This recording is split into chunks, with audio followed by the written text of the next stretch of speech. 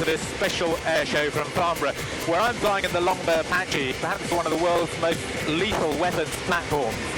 It's the British Army's next generation of multi-role attack helicopters, and this is a very special ride. It's the first time outside America that television has been on board. I'll be putting it through its paces in just a moment, and we'll also be putting the spotlight on the EF-2000 Eurofighter, or Typhoon as it's called now, to see if it really is as good as it's cracked up to be. I don't think you'll be disappointed.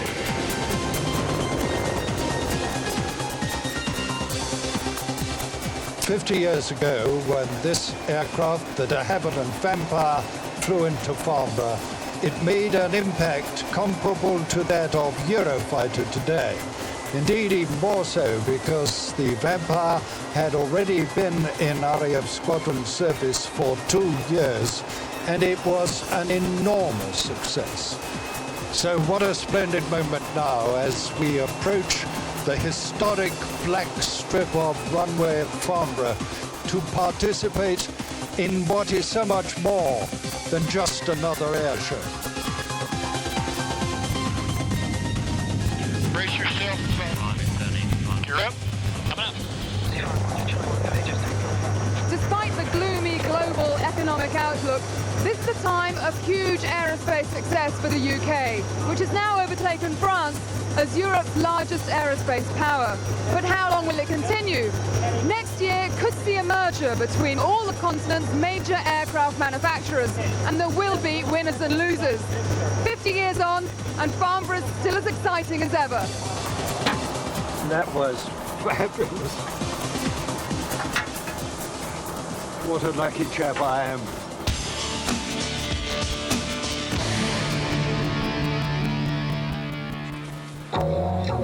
Turner and Vorning, test pilots. The aircraft, Typhoon. The limit, the sky. In 4 years' time, this will be the young RAF fighter pilot flicking 3 switches to start the aircraft faster than he can strap in. Eurofighter hits Farnborough for the first time with its fighting kit on. For John Turner, the adrenaline is pumping. This is perhaps the worst moment of the whole of the display as we taxi forward into the holding position waiting for clearance to take off. Former RAF test pilot John Turner admits to getting really nervous before a display, and as he lights the reheat, it's just 5 seconds from brakes off to liftoff.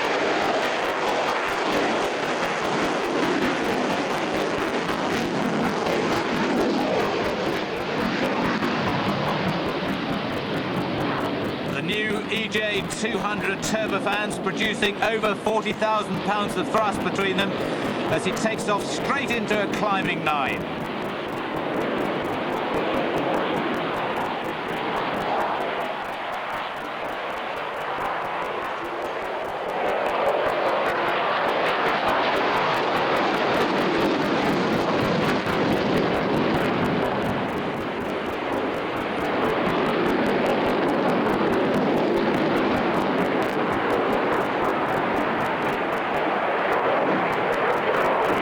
Typhoon can pull 9G for longer than any comparable aircraft, although John Turner actually doesn't know how much they're pulling during the display, so it doesn't matter, the aircraft just looks after itself.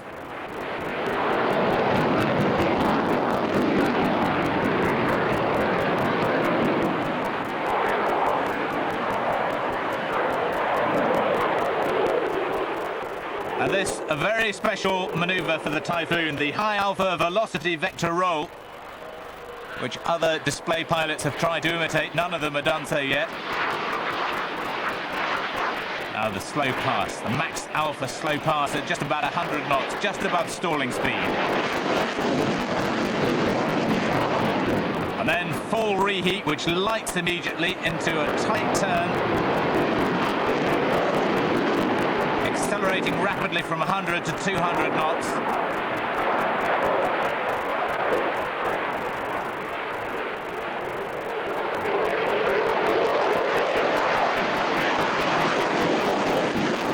Second high alpha velocity vector roll from this second prototype.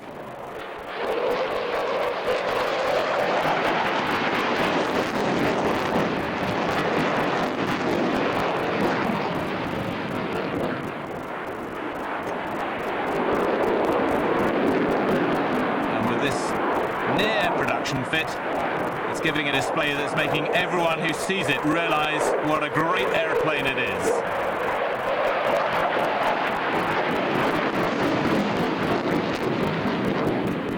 The only current RAF pilot who's flown in it is certainly impressed, particularly by the voice-activated controls.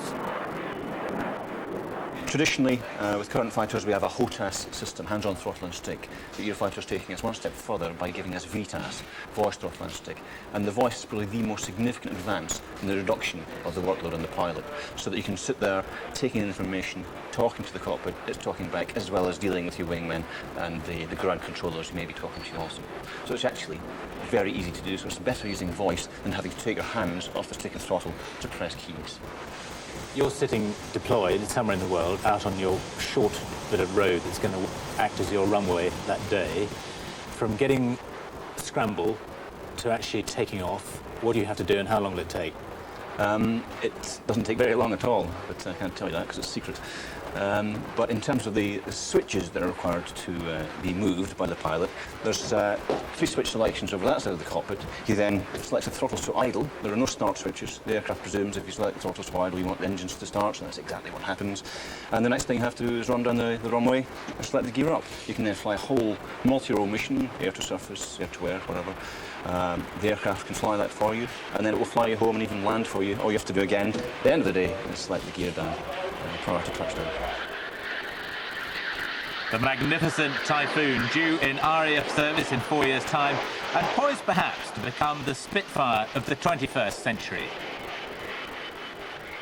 Carolyn, how did you learn to fly Spitfire?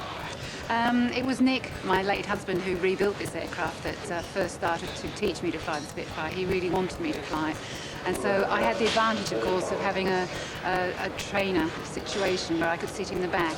But then he said, well, that's no good, you've got to go in the front. And that was a whole new ball game, particularly as I'd only flown like a Tiger Moth before.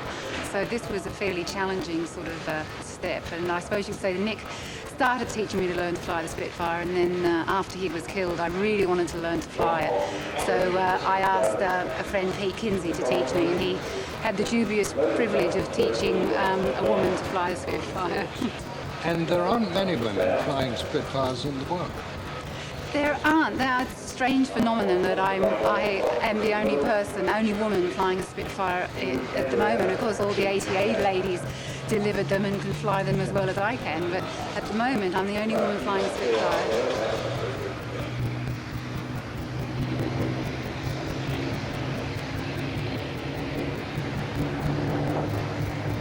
The Supermarine Spitfire, A.J. Mitchell's masterpiece, the acknowledged queen of the single-seat fighters of the Second World War. The prototype Spitfire first flew in 1936, but it was in squadron service in time to play a crucial part in the Battle of Britain. The versatility of the design is proven by the fact that Spitfires went from Mark I to Mark 24 and served in every theatre in a wide range of roles, from unarmed high-level photographic reconnaissance to dive bombing and ground attack. When the SPAC first came to Farnborough in 1948, the Spitfire was still amongst the stars. At Farnborough Airfield in Hampshire, Britain, leading the world in aviation, puts on the biggest air show in history. Ranging from the Nene Viking jet airliner to the short Sealand amphibian, aircraft worth £4 million give buyers from 69 nations an insight into one of Britain's great post-war achievements. How quickly the years roll by, in my case rather too many of them. But I remember falling in love with aeroplanes at the age of about 4 at Croydon, which was the equivalent of Heathrow in those days. And then at 13, cycling with my best friend over to Duxford in Cambridgeshire to watch the beautiful biplane fighters. And I resolved then and there that when the war came, as my father assured me it would, that's what I would do. So I did that. But then, since 1950, thanks to radio and television, I've been lucky enough to have a front seat at many of the great moments in British aviation. a highlight of my first Farnborough radio commentary, the world's first passenger jet airliner, the de Havilland Comet. The 1950s were the vintage years of British aviation, and Farnborough was the shop window in which we displayed to the world our outstanding achievements since the war and the birth of the jet age. Television arrived at Farnborough in 1953, and for the first time people saw live pictures of Britain's nuclear deterrent, the V-bombers, Vulcan, Victor and Valiant.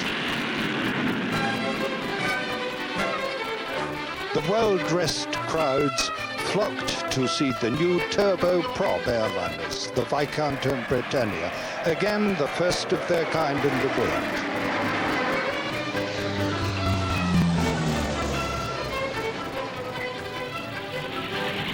Now, what's all this? A cabin full of nurses gives a vivid example of the capacity of this remarkable machine. The style of presentation and commentary has changed almost as much as the aircraft themselves. This is the B-2 Spirit, the stealth bomber, which made its first and only sinister appearance at Farnborough in 1996. That same year in which the Russian Sukhoi Su-37 drew gasps even from the experts.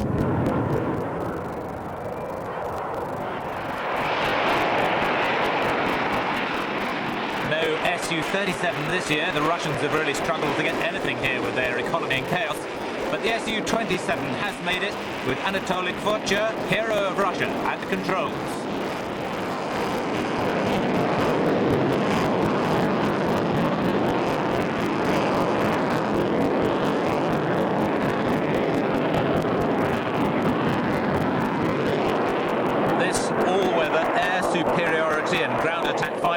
Quite a while, but in skilled hands it's still a formidable aircraft.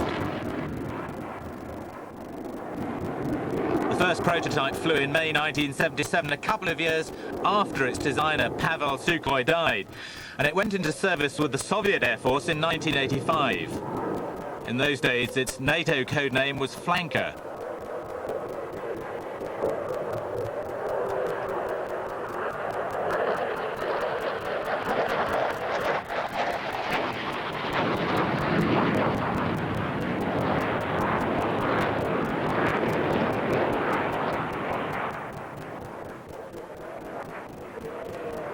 The four-channel fly-by-wire flight control system normally limits the aircraft's angle of attack to 30 to 35 degrees nose up. But the pilot can override that. And that's precisely what Anatoly does in the Cobra.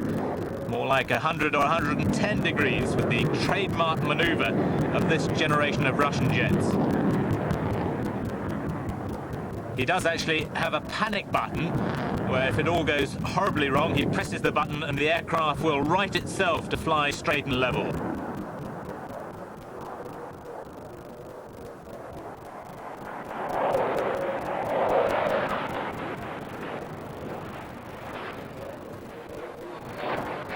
Now the slow speed pass at max alpha, close to stalling speed, just as we saw from the Typhoon.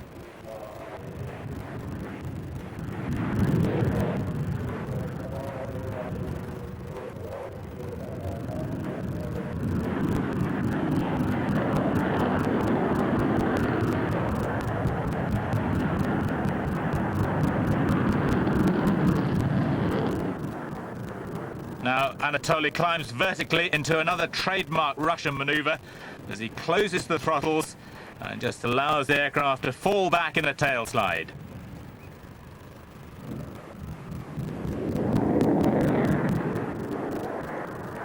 Then rapid acceleration as he lights the reheat on the two Saturn Lyulka AL31F turbofans to produce about 55,000 pounds of thrust, pulling 9G or so as he executes a very tight 360-degree steep turn.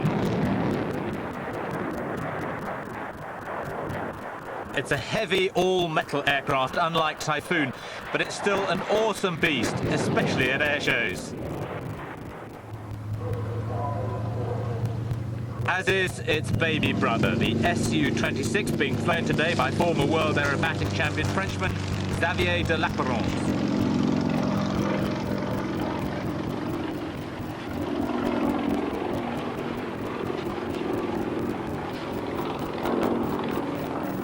The first prototype of the 26 flew back in June 1984, but this one has been specially modified for Xavier to his own specifications. It's made much lighter. It's got a supercharged engine producing about 420 horsepower, which in conjunction with the huge propeller, 2.7 meter diameter, gives it massive power. It's got a very high power to weight ratio that enables him to do some quite extraordinary things.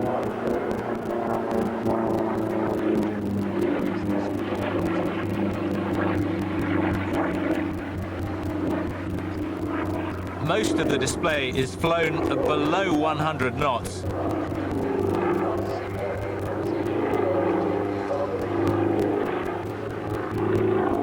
And Xavier, who was the world aerobatic champion back in 1994 at the tender age of 24, has given up competition flying now to concentrate on this display flying and really pushing it to the very edge.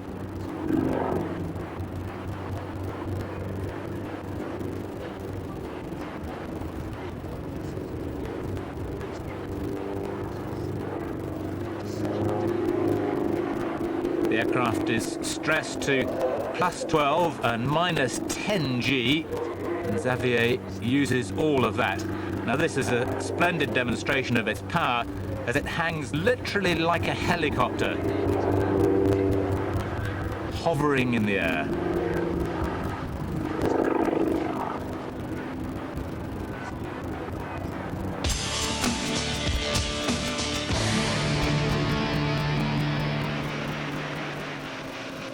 Here at Farnborough for the first time is the RAF's version of a new updated Hercules, the C-130J. Its state-of-the-art propellers and lightweight fuselage give it startling performance, and the new computerized flight deck is a quantum leap over its venerable older predecessor.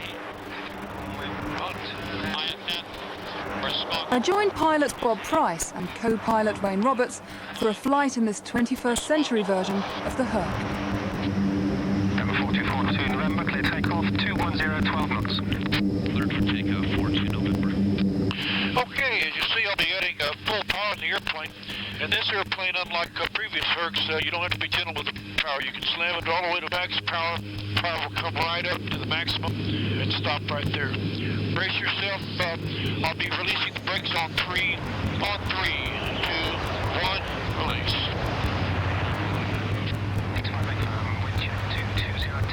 Airspeed to line. Right, you? Here you. That's coming off. You're up? Come on.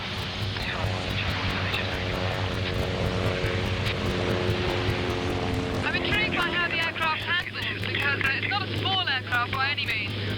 The C-130J is actually quite agile. As you can tell during the takeoff roll, we accelerated quite rapidly, and I was able to rapidly bring the airplane's nose up to an attitude of 20 degrees and climb out at a fairly steep attitude. You're right, for a very large aircraft, we are quite agile. There are several things that make this airplane better than the older C-130s. The new engines with the new propellers provide a lot more thrust, about 25% more thrust at brake release.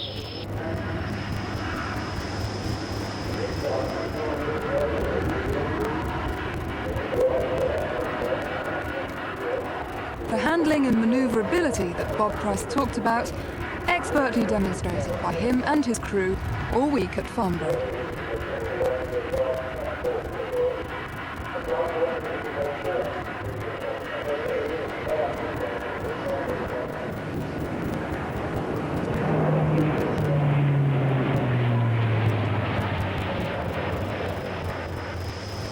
There's been a total major change here in the cockpit. You may be forgiven for thinking it's similar to that of a 777, because now it's a state-of-the-art glass flight deck.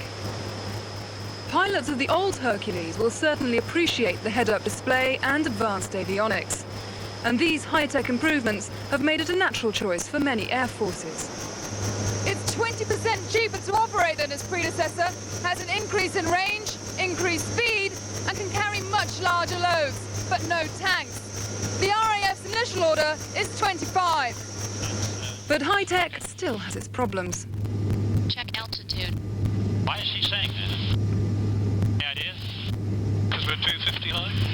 No. Check altitude. Oh, we're right on. I know what it is. Check Yes, okay. altitude. Just turn it off. Well, apart from the odd hiccup, my short flight certainly convinced me.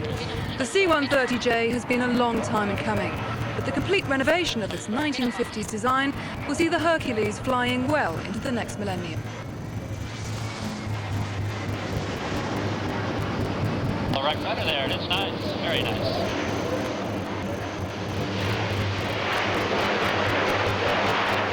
The C-130J isn't the only new wine in an old cask. The RAF's Harrier GR7 is a very different machine to ones that were displaying here over 25 years ago, making their first faltering steps in the heady world of vertical takeoff.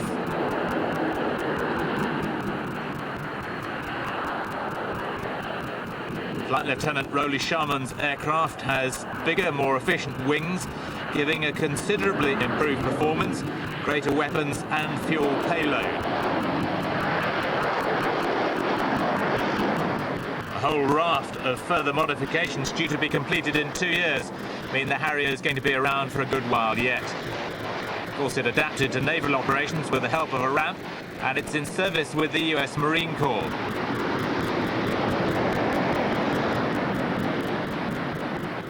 As is the McDonnell Douglas, now Boeing FA-18C Hornet, an extremely effective multi-mission fighter bomber.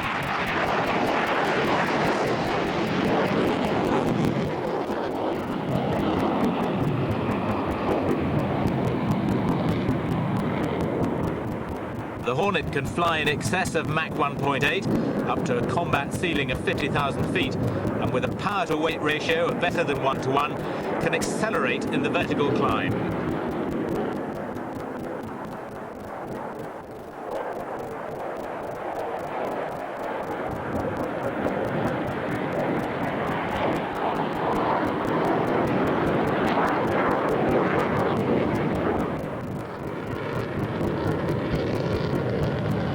Continuing the theme of midlife updates, the Fighting Falcon, originally General Dynamics, now the Lockheed Martin F-16, which first flew on the 2nd of February 1974 in prototype form and has since been sold all around the world to become the most successful fighter of its generation. The United States Air Force has 2,200 F-16s in various forms, and over 3,800 have been delivered in total to 19 air forces around the world.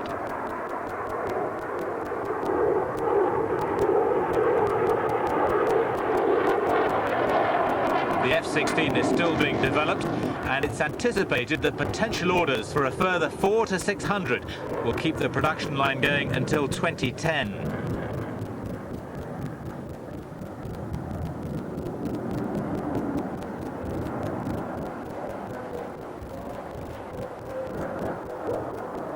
Lockheed Martin claim it's a more cost-effective alternative to Typhoon, but it's probably reaching the limit of its development, whereas Typhoon, of course, is only just starting.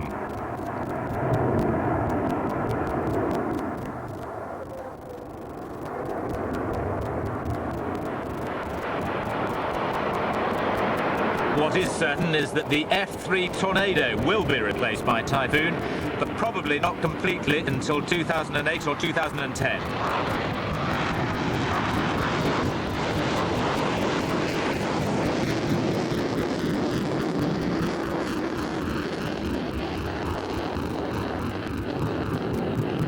Rather longer takeoff run than the Typhoon. The F-3, the air defense variant of the variable geometry MRCA Tornado, is undoubtedly the most successful version.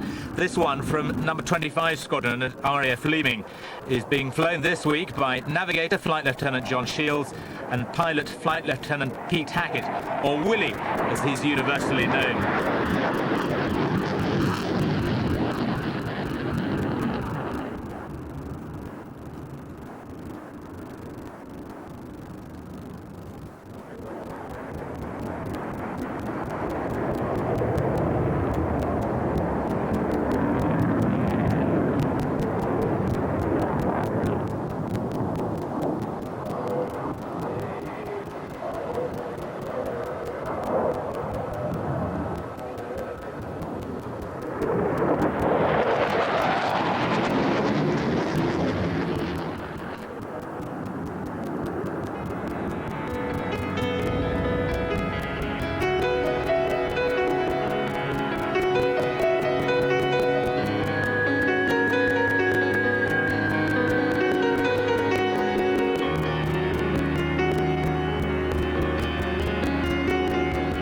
Concorde, 28 years after its Farnborough debut, still the most magical of airliners. Raymond Baxter, commentator then, an honoured passenger for her arrival this time. Not only on board Concorde, Julian, but also sitting alongside the man who was chief test pilot for the British half of the project, Brian Trubshaw. Trubby, this is a far cry from those anxious times 25 years ago and more. Well, yes, that's quite true. They were a little bit anxious to begin with because obviously we weren't quite as assured about the aeroplane as we are now. And we'd also had quite a lot of frustrations the last few days before we flew. So it came as a great sigh of relief when we eventually lifted off on our first flight. What about when you showed Concorde to the Farnborough crowd for the first time? Was that exciting or just routine? Well, it wasn't routine because we had a problem with the weather back at Fairford. Because it was only a fly past that we did.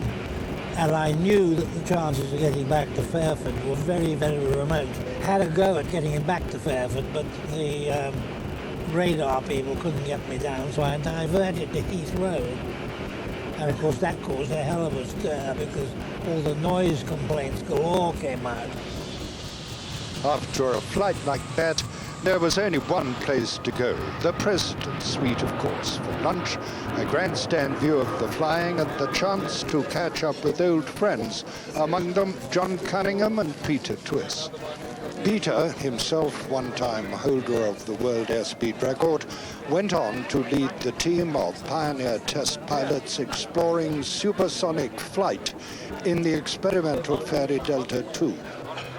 Well, we started off by having a little bit of information fed to us by Farnborough as to what we might expect, but their simulators hadn't quite been developed far enough to give us any proper information. But we were given the opportunity of flying a number of other slightly similar aircraft to sort of build us up to the great event. Now we get the FT2 taking off from the Raffensbane end of the runway. This is the little Delta that obtained a world absolute speed record of well over 1,000 miles an hour in 1956, and it's being flown by the very man who did it today, Peter Twiss. But you were flying at that time inconceivable speeds, 20 miles a minute? The FT2, 20 miles a minute was on the high-speed runs, was an average speed, yes. And keeping one's whereabouts was quite interesting because there were no GPSs and things like that in those days. And the ground operators used to keep you in touch by saying, well, you're over Southampton now and Brighton's coming up, you know, that sort of thing.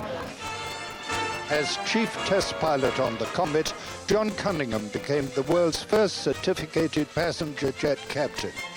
The Comet was the first aeroplane that combined the wonderful comfort and smoothness of flying in a jet. And those of us that had flown military jets before were well aware that if only that comfort could be built into a passenger aeroplane, that the first time passengers experienced that, they would be completely taken as that is the way I want to go in the future. And that's fortunately what happened.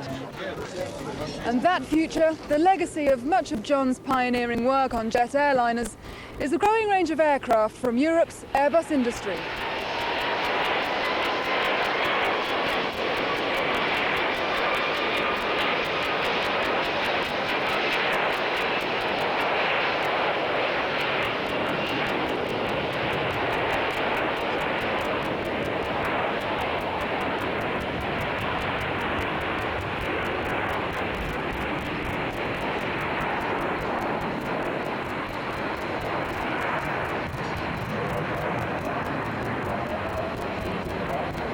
The Airbus A330 first flew in November 1992 and entered service with Air en Terre in January 1994. It was designed to fly over 7,000 miles on just 2 engines. But what engines? This one features Rolls-Royce Trent 700s, each engine generating an enormous 72,000 pounds of thrust.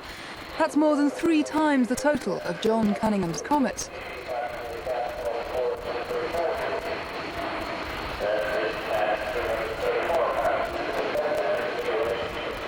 Now in service with many major airlines, the extremely adaptable A330 flies both long-haul to the Far East and also medium-range routes.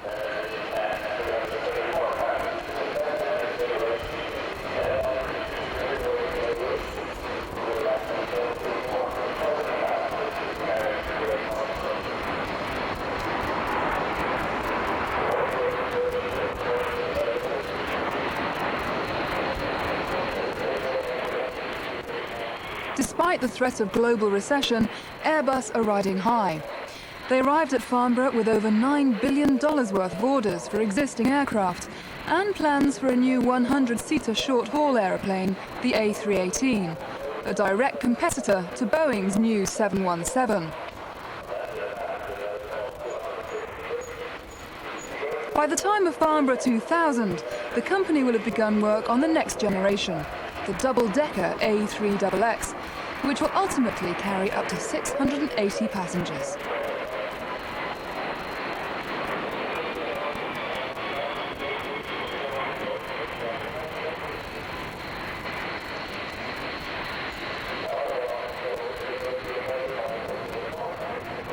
It's not often you see a passenger aircraft give such a spectacular performance. Captain Bill Wainwright giving an almost balletic display as he shows off this beautiful aeroplane. Throughout the week, this was one of the most popular displays, drawing admiration from crowds and experts alike.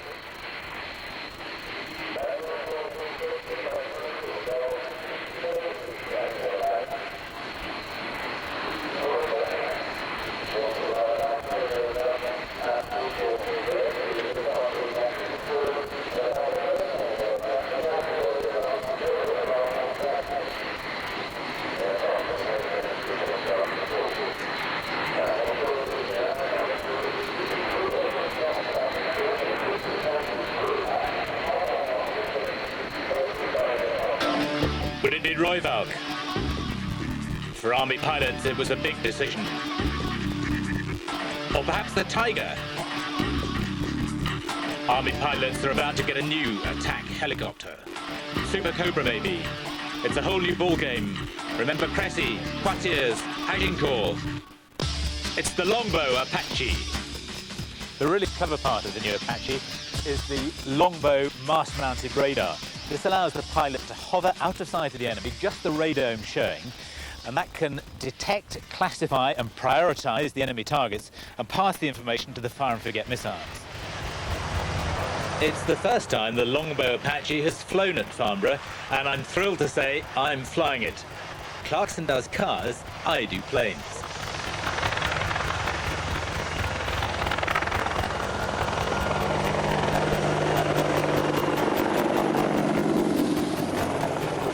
This AH-64D is the US Army model. The British Army model, which will be built under license by Westland Helicopters and is due in service in about 2 years' time, will have various improvements, notably the engines, which are going to be Rolls-Royce Turbomeca 322 with a considerably enhanced output, and also a Marconi defence suite. Now, we're flying a practice anti-tank mission with Boeing test pilot Gary Lettrick. Gary, just talk us through what we're doing here. This is a typical U.S. military type of mission where we're flying at low altitude en route to a battle position. Once we've acquired the target, we'll lock onto it with our targeting systems, and we will use our Hellfire anti-tank missiles in order to make pinpoint distribution of our ordnance. Okay, so we can get down now to a fire position. Yeah, a typical scenario would be to move into a battle position such as this behind a barrier of some kind, which is this tree line immediately to the front of the aircraft. Then we unmask the aircraft with the systems just enough that so we can see the target area. The radar will scan, and as it scans, it'll pick up targets. we descend back down below the barriers, and we can take a look at that, all that target data that we have there. And we can decide which one of those targets we want to shoot, or which one of those targets we want to hand off to our other team members and let them shoot. And we can send those targets to our other team members and assign them fire zones, or we could send those off to maybe an AWACS who could forward those further on back to headquarters, and we could use this in a reconnaissance mode. This is kind of a picture of the battlefield to our front, a radar picture. Can I take control? Yes. You are a helicopter pilot, is that correct? Yep. I'm the electric pilot. You have the controls. I have control. You have the controls. I must say, it handles very nicely, isn't it? It's very crisp for a big, heavy helicopter. Yeah. It's right around quite well.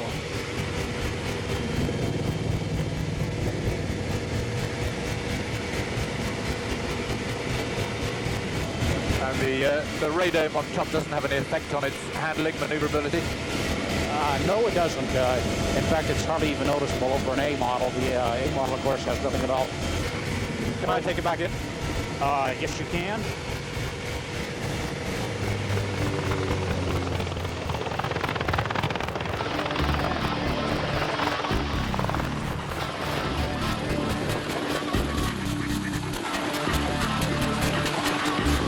Absolutely bloody marvelous.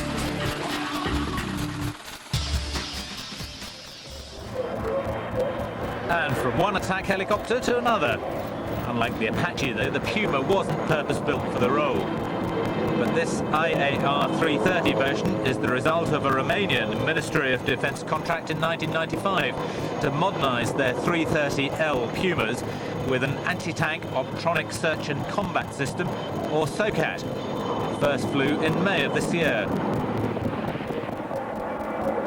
The avionics and weapons upgrade add close air support and armed reconnaissance to the Puma's traditional transport role.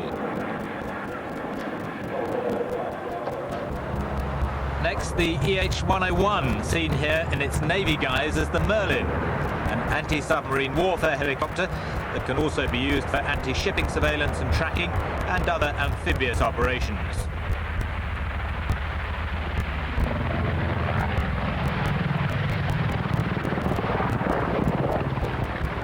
The EH-101 is produced by EH Industries, a Westland Augusta joint venture, although Lockheed Martin are the prime contractor for the Royal Navy's Merlin.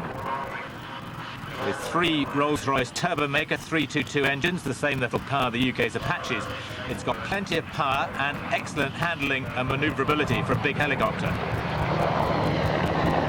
One thing it hasn't got, though, is stealth, unlike Bell Boeing's all-new reconnaissance and light attack helicopter, the Comanche.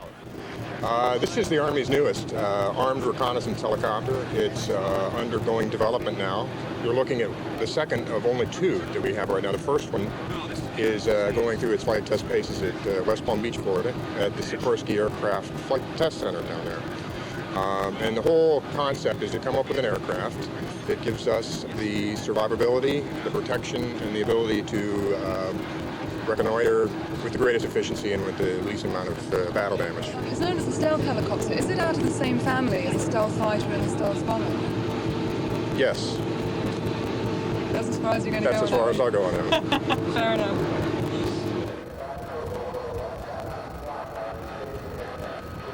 The majestic C-17 Globemaster, built by Boeing to transport battle tanks from the heartland of the United States to the front line anywhere in the world within a few hours.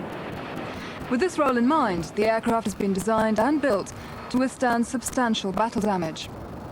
The loading crew operate behind armoured protection, and many of the main system components can be replaced in flight. It can also carry up to 3 Apache helicopters or 100 passengers.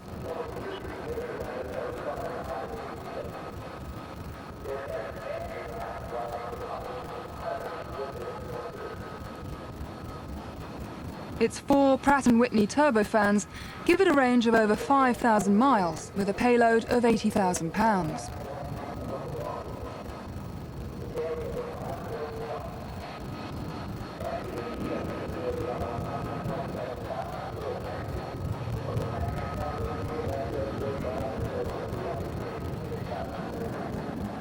more sophisticated than its predecessors, the C-17 is the first military transport aircraft with an all-digital fly-by-wire control system.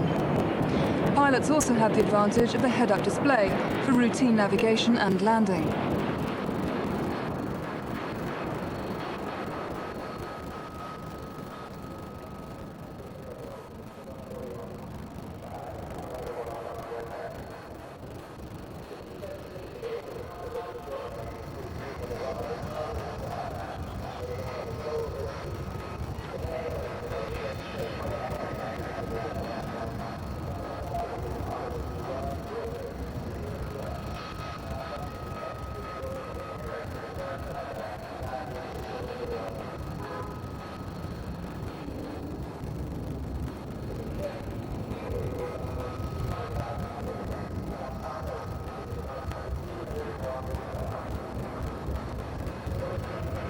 For an aeroplane of this size, its handling capacities are remarkable. It can routinely operate off runways under 1,000 meters and perform 180-degree three-point turns in just 25 meters.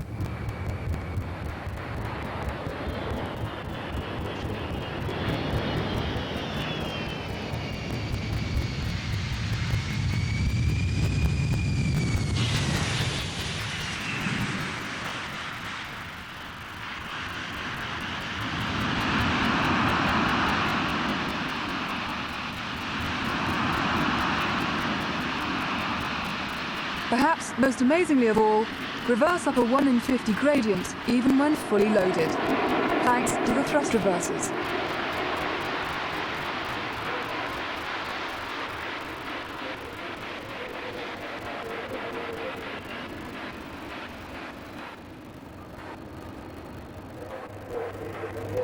This is the Nimrod MR2, operated by No. 42 Squadron out of RAF Kinloss and displayed today by Squadron Leader Pete Rosey. An old airframe based on the de Havilland Comet, the Nimrod has amazingly now been in service for over 25 years, fulfilling its roles of anti-submarine warfare, surface surveillance and anti-shipping operations throughout both the Falklands and the Gulf War conflicts. About to be updated, the MRA-4 aircraft will be 80% new, with a state-of-the-art two-man cockpit, 7-screen EFIS displays, and completely revised hydraulic fuel and electric systems, all of which will keep the Nimrod flying well into the next millennium.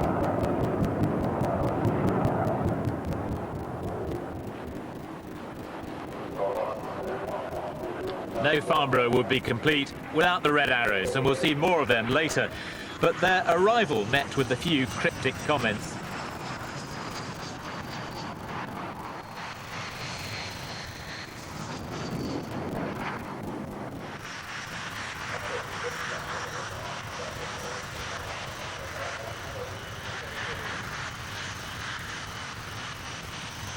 And their formation skills aren't limited to the air.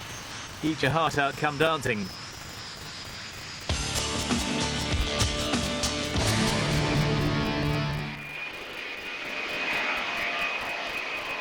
Farnborough's always revelled in its mixture of ancient and modern, bizarre and grotesque. So what about this one?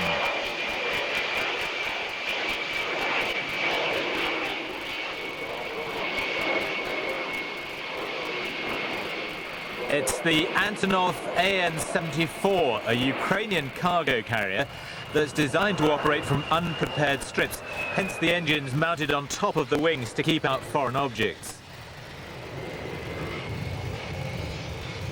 The AN-74 is the civil version of the military AN-72, and it's already got orders from Russia's natural gas consortium Gazprom and from the Iran government.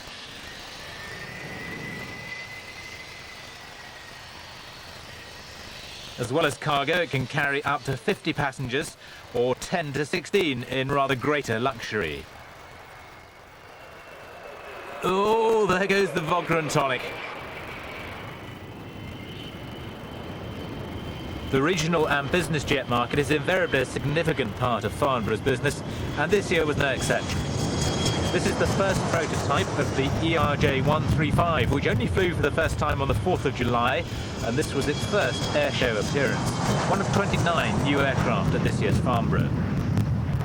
Its Brazilian manufacturers, Embraer, have nearly 30 years of experience now of building these sort of low-cost aircraft that have the performance advantages of jets, but at a level of economy associated more with turboprops.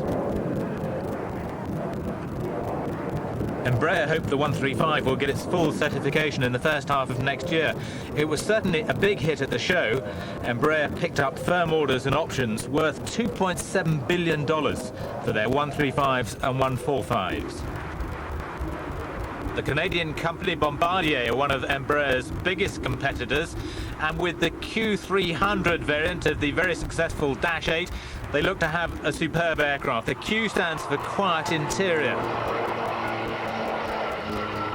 Cabin is one of the quietest and most vibration-free of any propeller-driven aircraft. This is the PZL M28 Skytruck, a westernised version of the Antonov AN28 twin turboprop short-range transport. They've replaced the original Polish engines with Pratt & Whitney's, driving Hartzell 5-bladed propellers. And as well as the superb short takeoff ability, look at this for a short landing.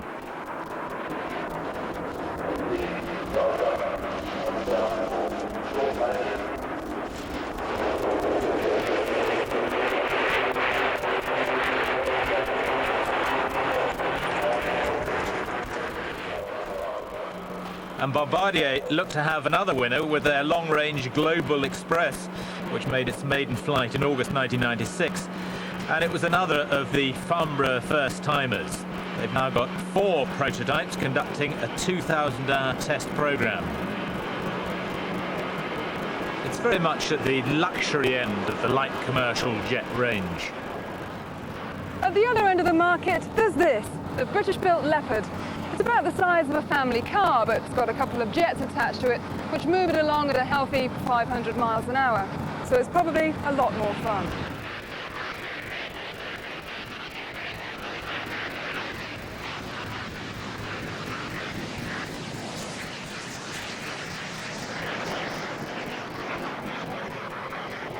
This Leopard is the second development airframe, but the first full-weight aircraft, powered by interim Williams International turbofans. It started flight tests in April 1997 and differs from the prototype in having much higher thrust, a strengthened fuselage, new landing gear, pressurised cabin, de-icing and a reprofiled nose for EFIS avionics.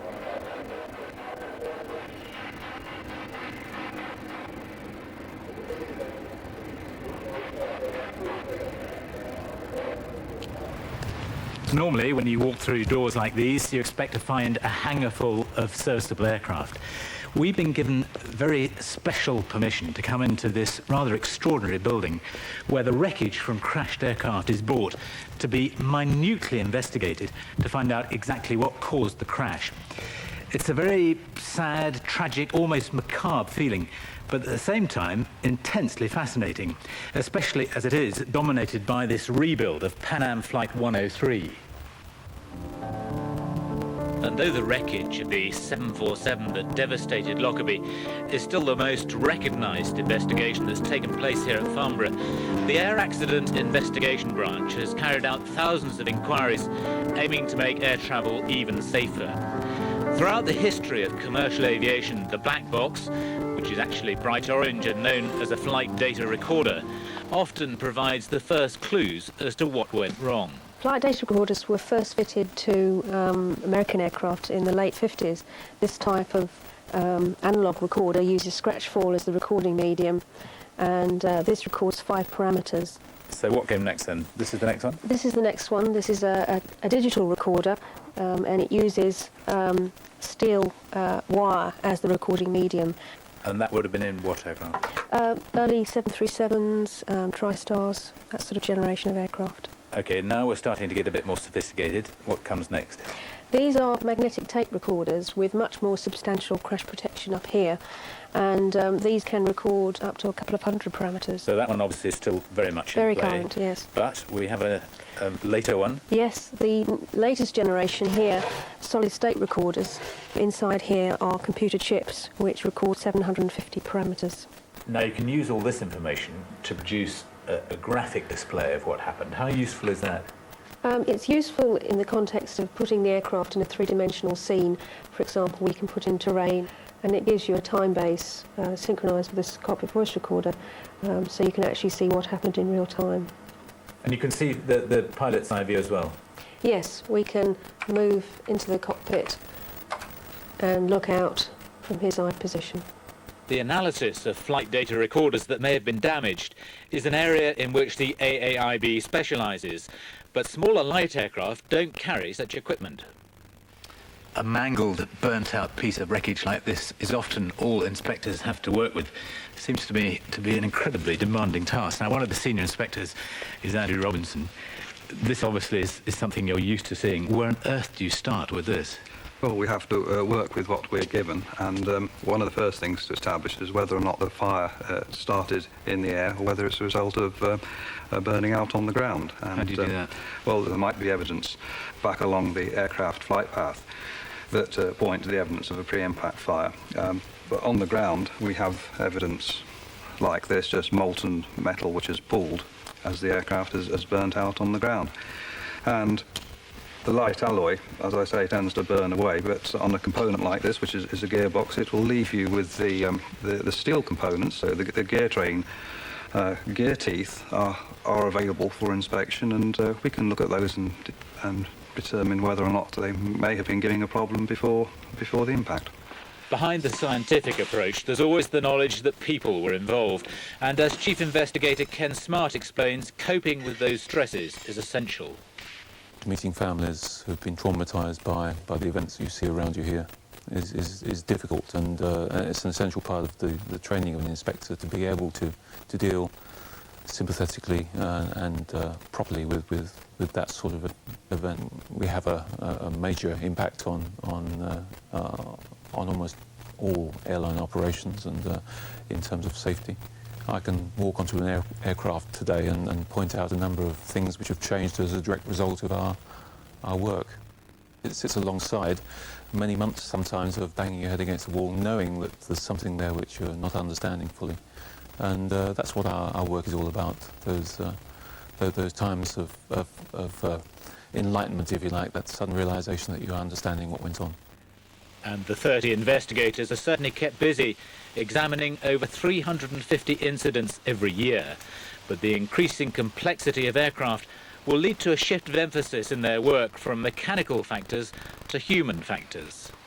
All the trends that everybody in our industry is concentrating on are surround the subject of human performance. We're looking at particularly the man-machine interface in its widest context. Complex systems have complex failures, but our industry worldwide is addressing this with a lot of energy. With over 50 years of information to scrutinise, the AAIB and other centres of excellence around the world are now able to help ensure that each incident doesn't become an accident, and so relieve the pressure for space on the floor of this sombre hangar in Hampshire.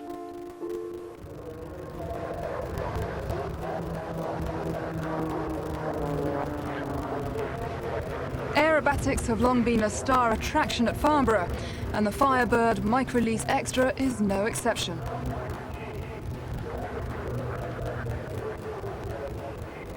The Extra's incredible performance comes partly from sheer brute force. With a wingspan of 26 feet and weighing only 1,750 pounds, far less than the weight of a family car, the two-seat Extra is powered by a 300 horsepower engine, normally used in 4 aircraft, weighing over twice as much. With this extraordinary power-to-weight ratio, it has a 45-degree climb angle, either the right way up or inverted, and a maximum level flight speed of more than 200 miles per hour. Amid the noise and latest high-tech displays of the modern air show, a rare sight in the skies above Farnborough, a replica of the First World War bomber, the Vickers Vimy.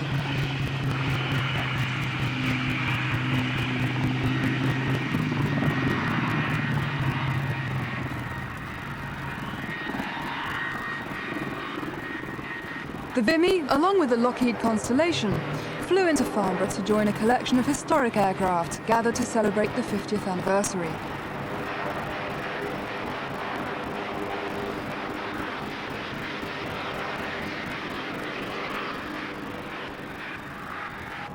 Others chose the occasion to begin epic journeys.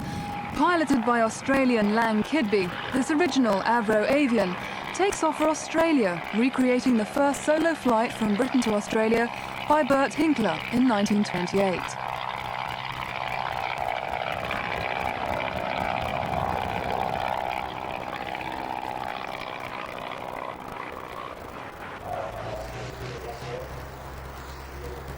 And raising money for children's charities by touring all the airfields with which it has been associated over 60 years, this 1930s Tiger Moth, flown by Tim Maynard and Paul Beaver.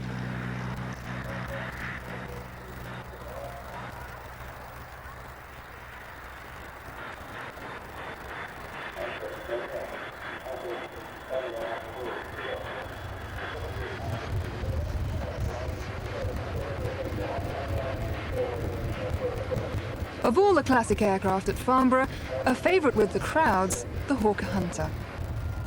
When flown by RAF Treble 1 Squadron in 1958, the standard was set for aerobatic display.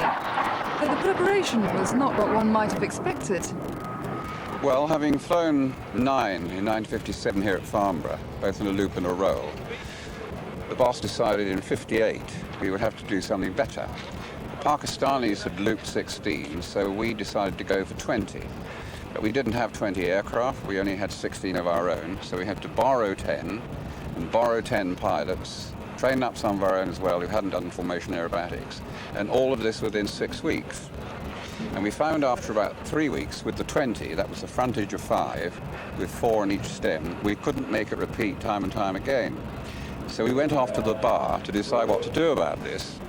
And after 6 pints, we hit on the idea of having a frontage of 7 with only 3 in the stem, except in the boss's stem, which we had 4. And that worked out very well. And it was tremendous fun working out for Farnborough at that time. And of course you did it more than once thereafter.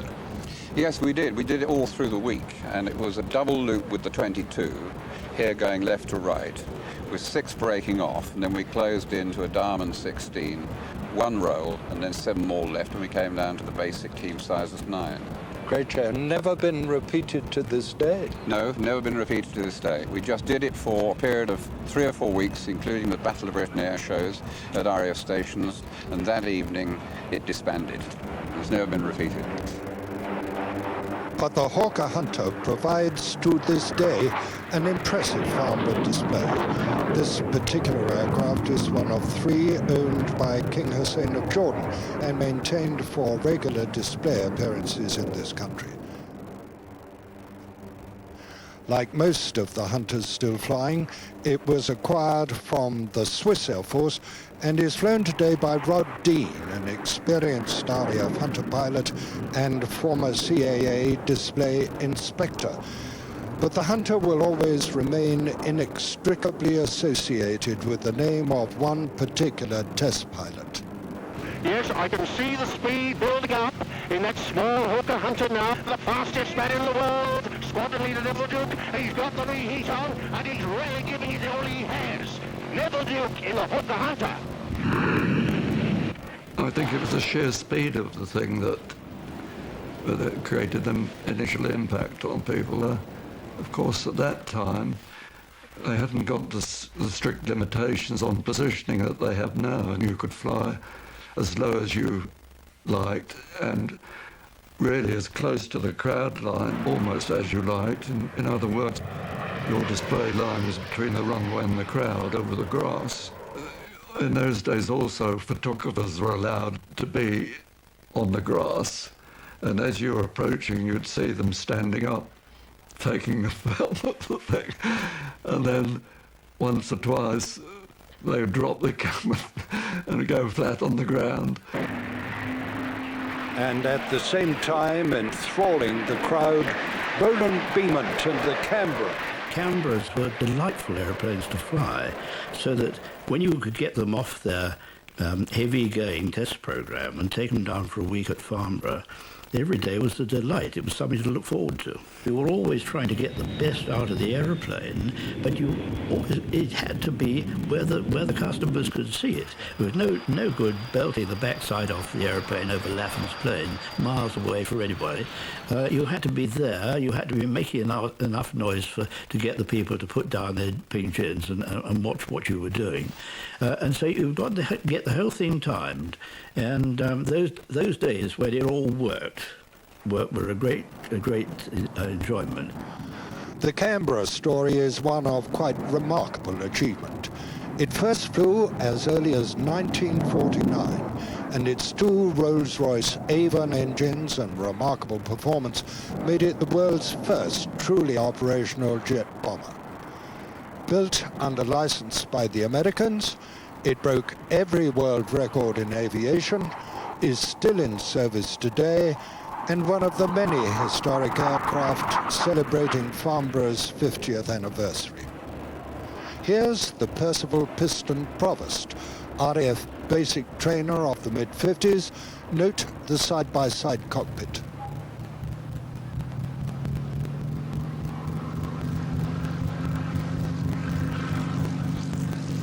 The melodious note of its Alvis Leonidas engine accompanies a leisurely takeoff.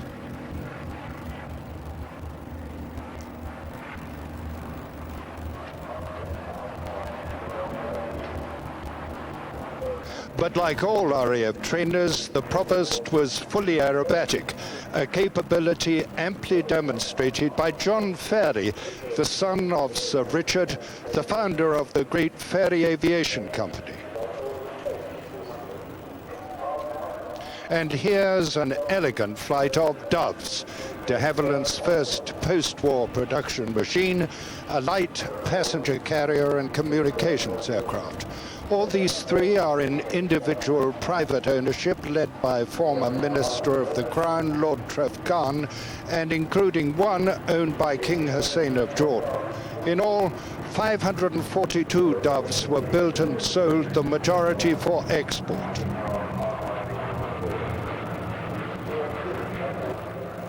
Again from de Havilland, the Source classic jet flight of Vampires and Venoms, each in a specific livery.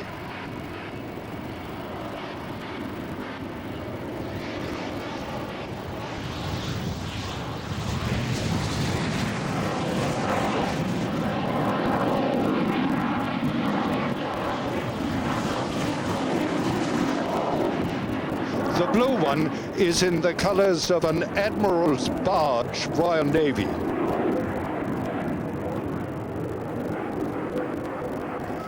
In April 1946, the Vampire became the Allies' second operational jet after the Meteor. It was the first jet in the world to land on a carrier and to cross the Atlantic Ocean. It broke a whole raft of international records.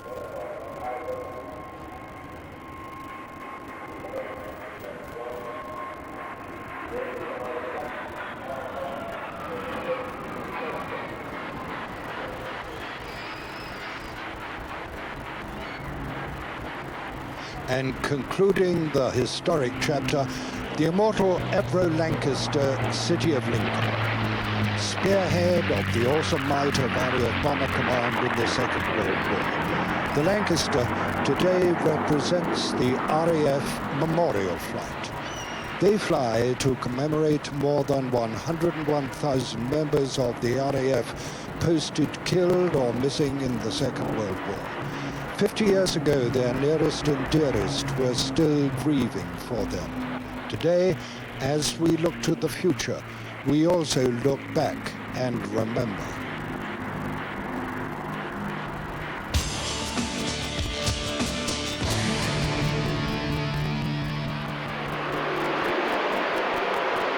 And the future consists of aircraft like the JAS-39 Gripen from Sweden.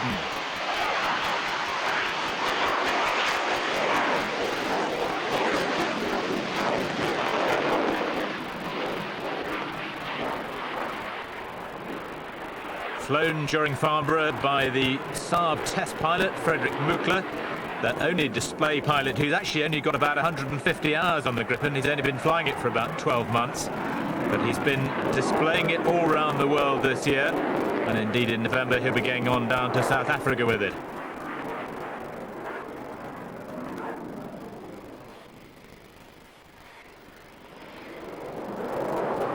There are about 60 Gripens in service with the Swedish Air Force at the moment. This is one of them.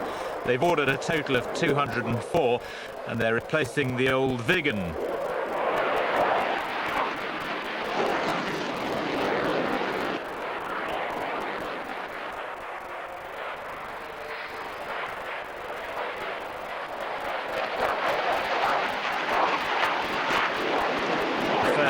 Prototype flew on the 9th of December 1988, and we saw it for the first time at Farnborough in 1992. It's a single-seat, all-weather, all-altitude interceptor, attack and reconnaissance aircraft. Came into service remarkably quickly, from its first flight to being in service less than 10 years, which when you compare with aircraft like the American F-22 and the Eurofighter Typhoon, that's a very short period.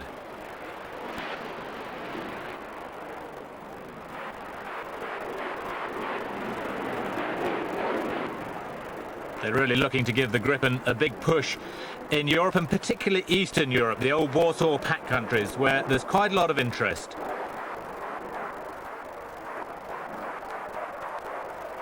Much cheaper to buy and operate than its main rivals, the Rafale and the Typhoon.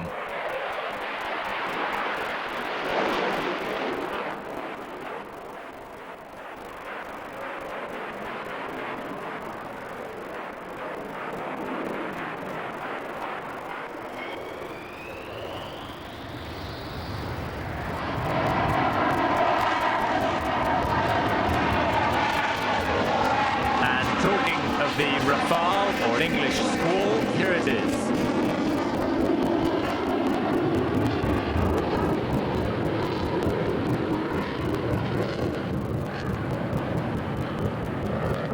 Made by Dassault Aviation. This is the B-01 two-seat prototype, which first flew in April 1993 and has already recorded over 850 test flights.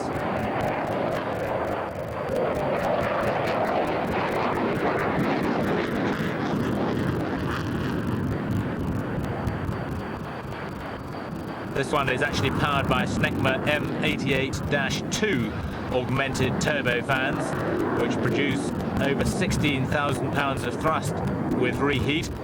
The production aircraft will have the M88-3s, which will have very nearly 20,000 pounds of thrust.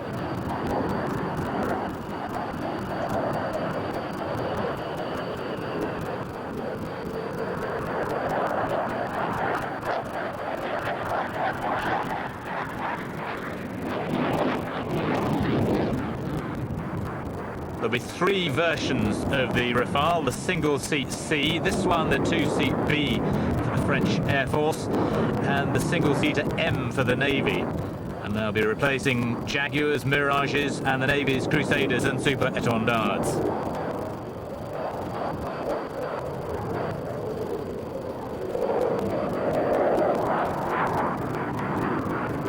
The first production aircraft will be completed in November 1988, and they'll be in service with the French Navy by 2000, with the Air Force in 2003.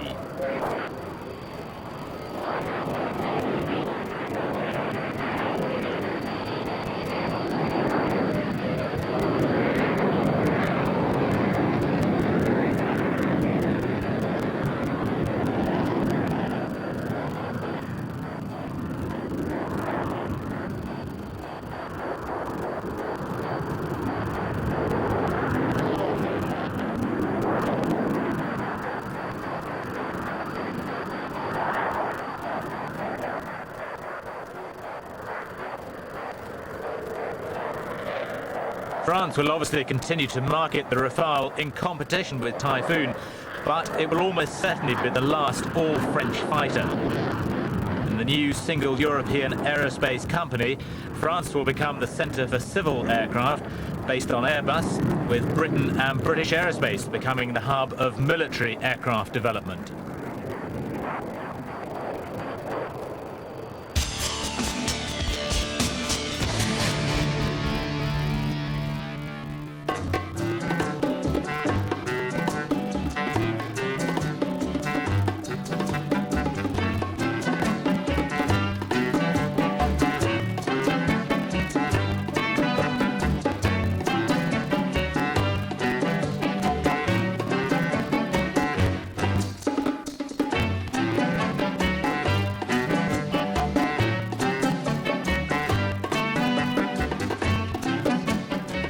The SBAC's 50th year at Farnborough was, in financial terms, a long way its most successful, with over $26 billion worth of business.